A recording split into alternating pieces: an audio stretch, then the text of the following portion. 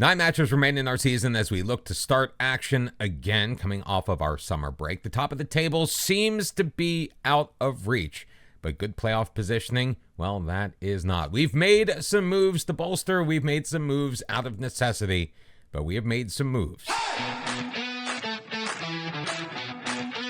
And welcome back, everyone, to episode number 39 of The American Dream. I'm Mr. Cellophane. Thank you very much for joining me today. Of course, if you have liked the series so far, make sure you hit the thumbs up on this video. Get it out to as many people as possible. Help the channel. You know the drill.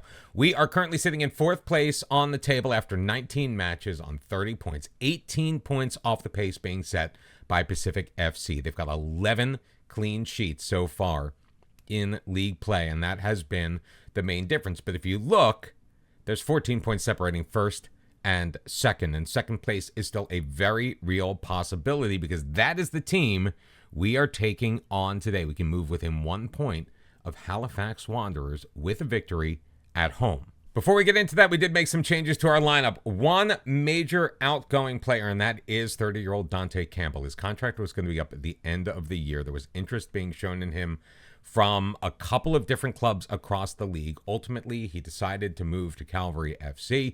We got $68,000 for him, and anything we could do to boost our bottom line, which is frankly not in the greatest position, we felt we absolutely had to do it. Besides, we needed some room in our registration roster because one of our biggest areas of weakness was secondary scoring from the striker position. So we decided to go out and pick up American 23-year-old Jack Ibrahimi.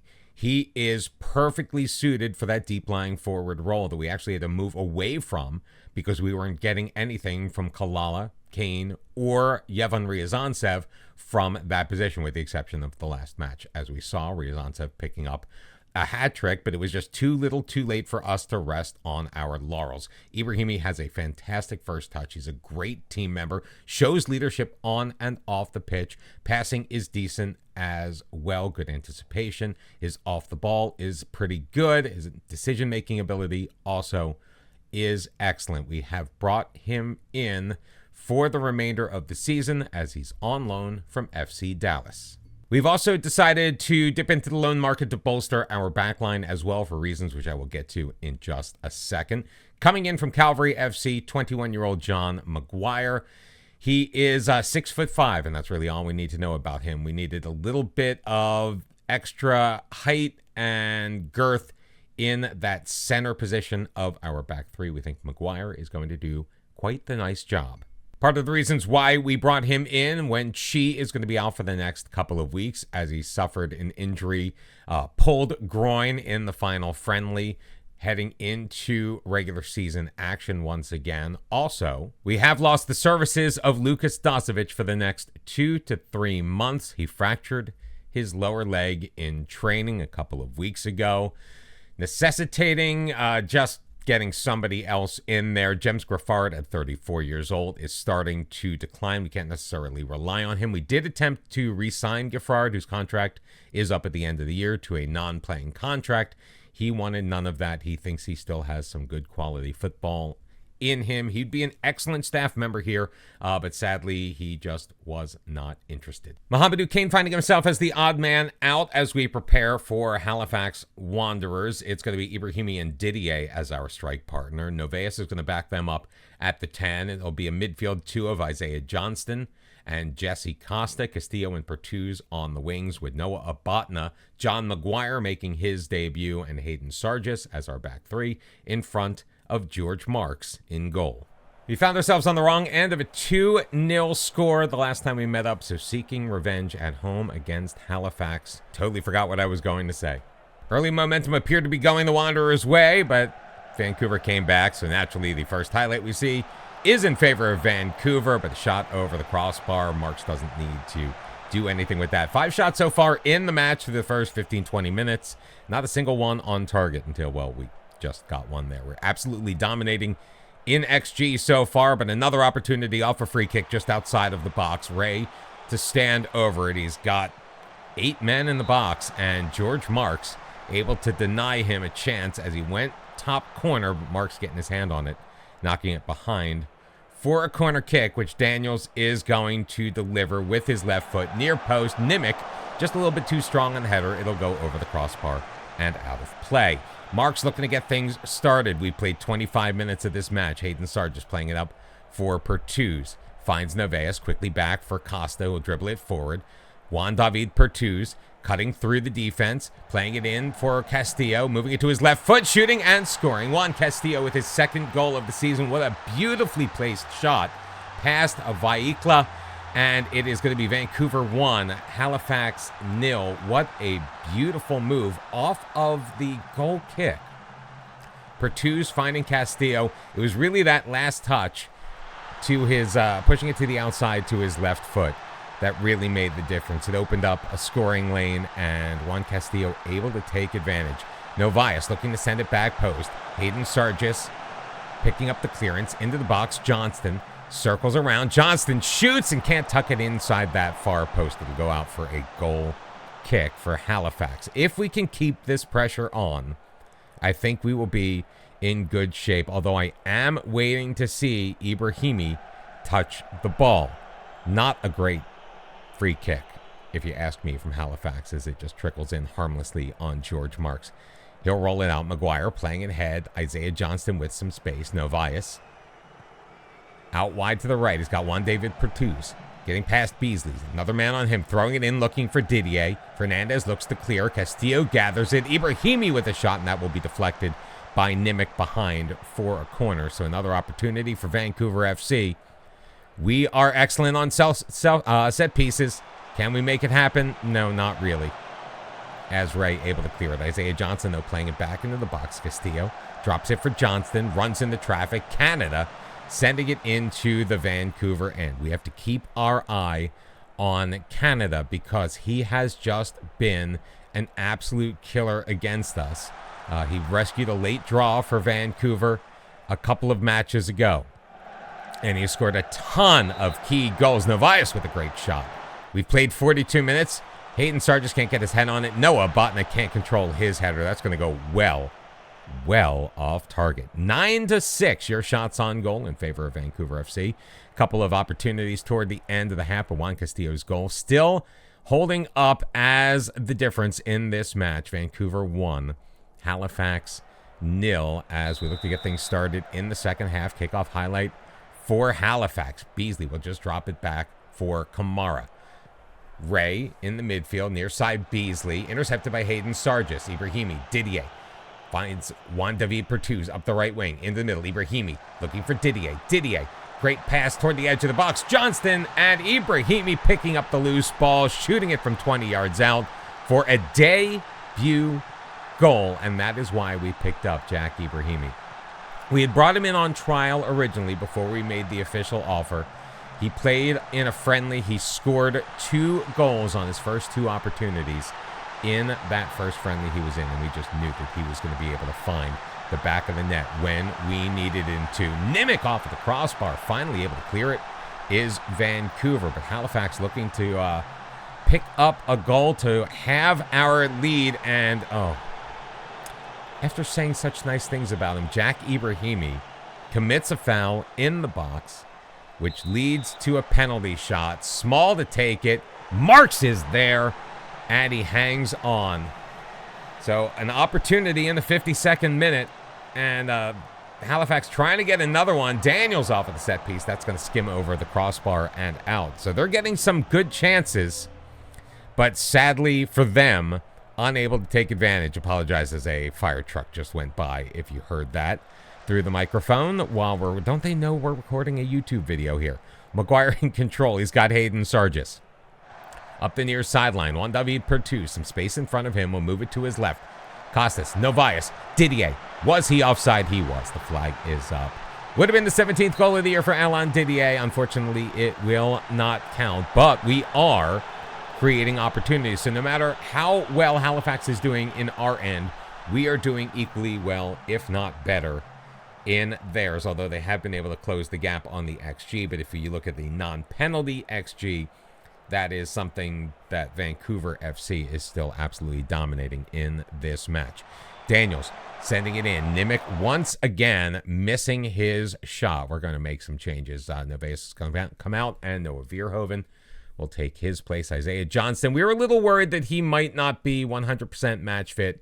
He didn't play in a lot of the friendlies during the summer break, so he'll come out in place of Sandro Ferrari. 2 changes, getting some additional U21 minutes in there. One thing I'd forgotten was Rodolfo Novaes is only 20 years old, so we have been getting U21 minutes out of his legs quite a bit, but there were times I would take him out in place of a U21 player thinking I was doing something good, and ultimately it was a zero-sum affair.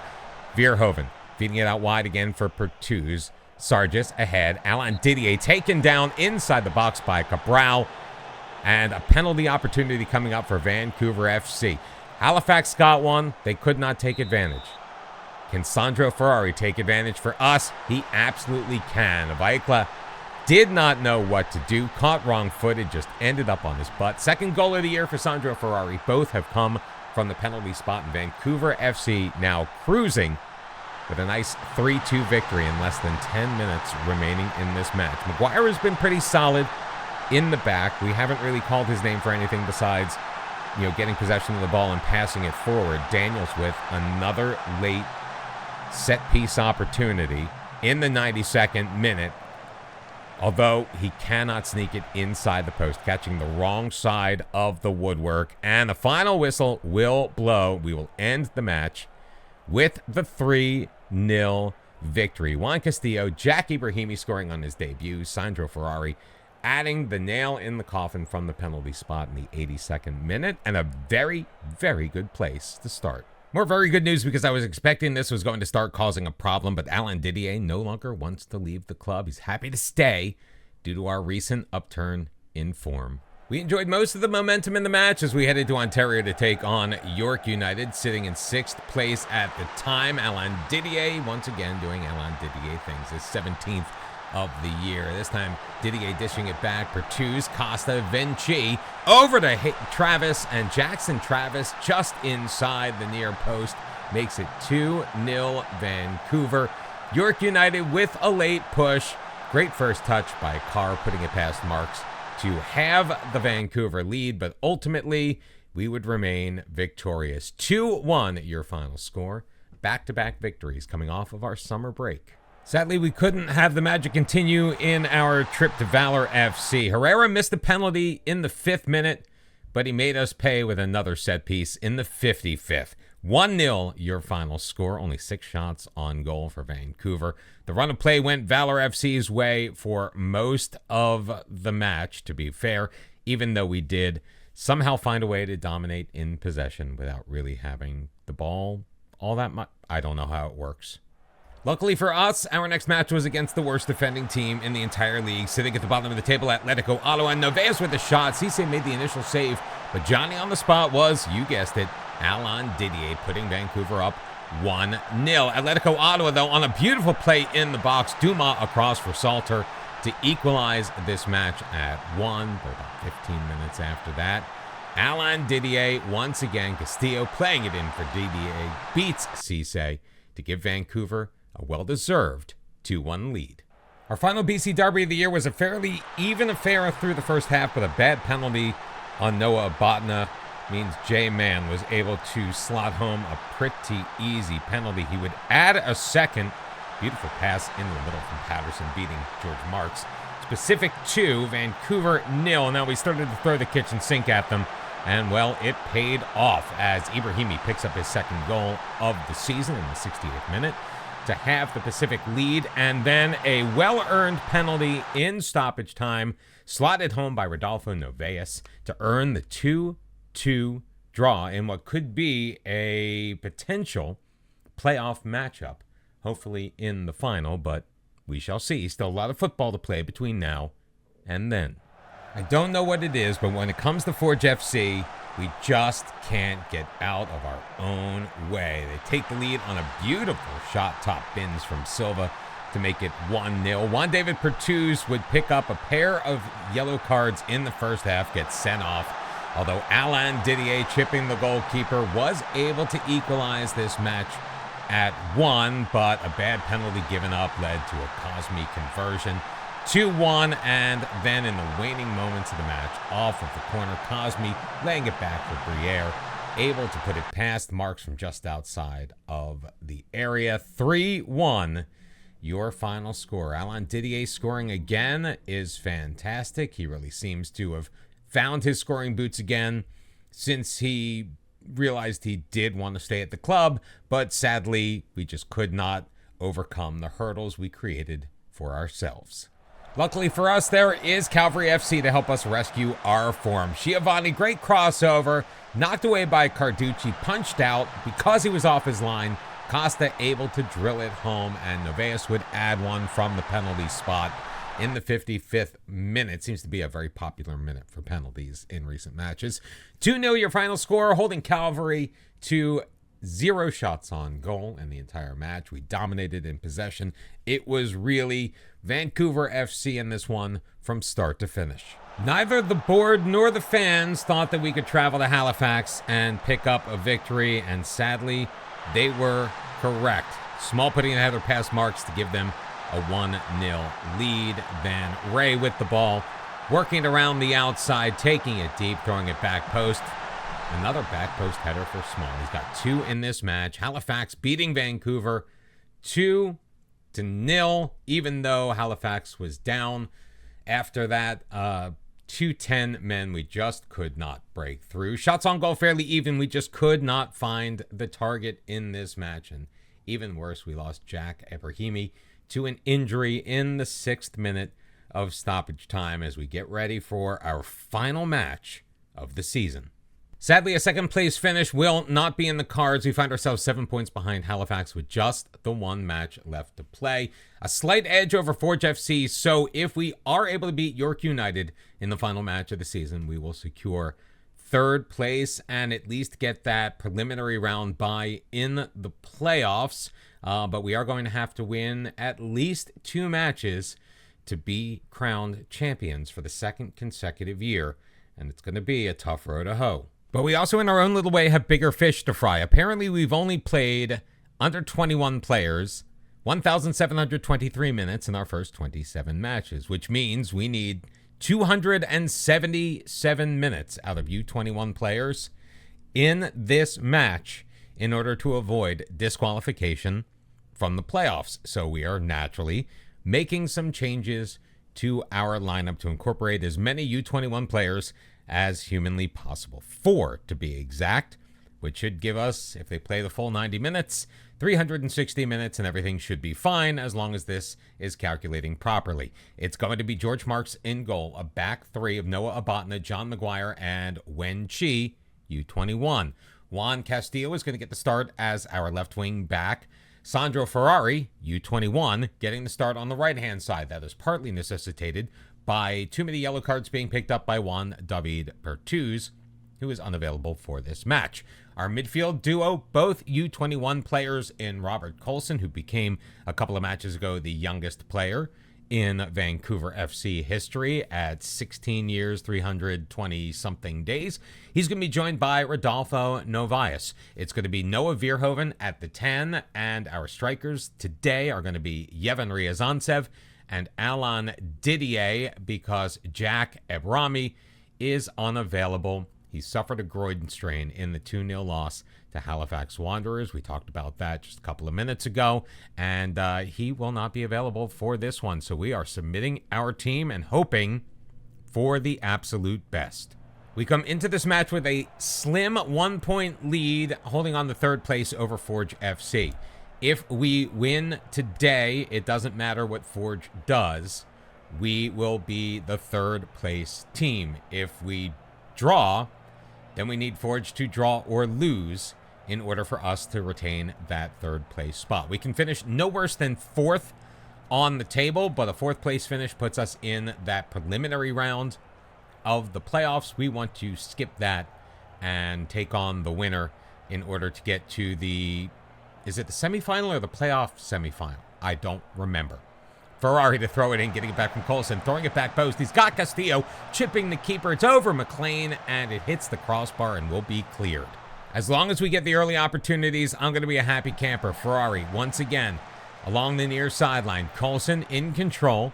He's got a man on his back. Wenchi playing it ahead. Verhoeven headed away. Ferrari back post looking for Ryazantsev. Can't find him. Verhoeven will pick it up in the box. Ferrari taken down by Barnett, and it will be a penalty call 25 minutes into this match, and a chance for Vancouver to take a 1-0 lead from the penalty spot. It's going to be Rodolfo Novaes with his right foot, blasted past McLean to give Vancouver the 1-0 lead. 5th goal of the year for Novaes. Honestly, the contributions of Rodolfo Novaes represent secondary scoring that we haven't really taken into account while we've been talking about this throughout the season. We've been concentrating just on the strike pair, whoever was put with Alain Didier, not pulling their weight, but really Rodolfo Novaes helping to contribute 5 goals. Not too bad for the 20-year-old. 45 minutes in the books. It is Novaes' penalty that is the difference as Vancouver leads York United by a score of 1-0. We just need to keep the pressure on and make sure that we don't take any of our U21 players out, because if we were to get this far and not qualify for the playoffs on a technicality, well, then I would be incredibly upset. Corner handled well by York United as Bradley able to head it away. Will be chased down near the midfield stripe by Verhoeven. Abatna playing it ahead for Castillo. Will play it back for Abatna. Castillo finding Novaes, carrying it into the box, but he's got 4 players around him. Played. Ryazantsev turns and looks for the top corner, but he cannot pick it out. It will miss and go out for a goal kick. McLean still with an injury. They are sticking with him. Have to admit, it's a little bit surprising that they have not made a change at goalkeeper. Maybe they just don't have one on the bench. Speaking of changes, Coulson is looking a little knackered, but we've got to leave him out there. Alain Didier, though, not really having the match that we were hoping, so Mohamedou Kane is going to come in place of him. Castillo with a final third throw in 10 minutes remaining. Castillo chipping it back post. McLean is the only player in the vicinity. He will come off his line and make a really easy grab. Booting it long. Castillo tracking back, heads it to Coulson. Verhoeven with it. He's got to run up front. It's Didier. I think Didier was offside. He's going to hit the post, and it's not going to go in anyway, and the whistle has blown. The flag is up. 10-4 your shots on goal. McLean looking to launch it again off of the goal kick. Castillo cushions it down to Ryazantsev. Ryazantsev still with it, looking to carry it into the box before taking a pretty wild shot that will hook nowhere near the target and will go out for yet another goal kick for York United. But I think the penalty for Novaes is going to hold up as 4 minutes are added on, and they will come and go. It's the final whistle. We did take care of our business, picking up 3 points in the final match of the season to finish 3rd place in the Canadian Premier League. Oh my God, you have got to be kidding me. We needed like 250 minutes, 277 to be exact, in that last match. We started 4 U21 players who played the entirety of the match. 4 times 90 is 360. How did we only get credit for 270 minutes? And it is somehow official, but Vancouver FC has not qualified for this year's playoffs, which, if you ask me, is just poetic justice, which means when we return on Monday for the next episode of The American Dream, we are going to be looking for a new club. Not the way I wanted our time at Vancouver to end, and you could say that was on me, but I was watching and I was paying attention, and somehow we still ended up falling short, and I'm flabbergasted. If you like that, make sure you hit the thumbs up on the video. Come back on Monday as you find out where we are going to land as we look for a brand new club as we continue our American dream. I hope to see you then. Have a great weekend. Bye-bye.